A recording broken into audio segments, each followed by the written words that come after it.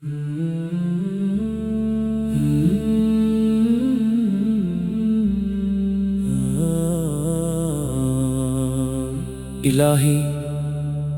میرے لبوں پر ہمیشہ درود و سلام جاری رہے، اور میرے دل میں اپنے محبوب حضرت محمد مصطفیٰ کی محبت ہمیشہ تازہ رہے۔ یا رسول اللہ، آپ رحمت عالم ہیں، ہدایت کا چراغ ہے، محبت، عدل، رحم اور اخلاص کی کامل مثال ہے۔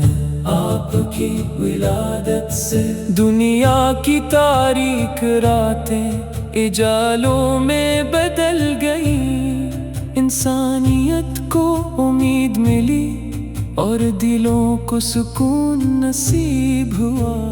جب بھی آپ کا نام لبوں پر آتا ہے، دل ادب سے جھک جاتا ہے، آنکھیں محبت سے نم ہو جاتی ہیں، اور روح کو ایک ایسا اطمینان ملتا ہے جسے الفاظ میں بیان کرنا ممکن نہیں۔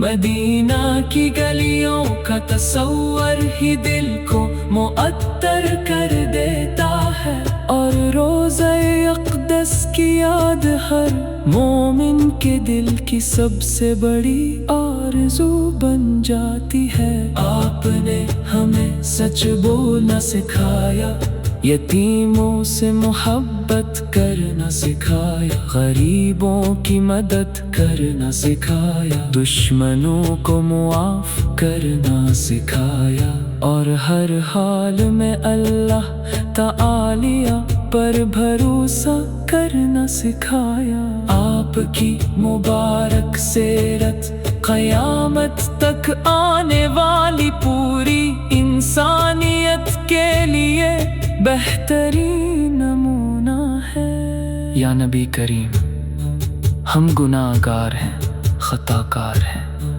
مگر آپ ہمیں اپنی سنت پر چلنے کی توفیق عطا ہو۔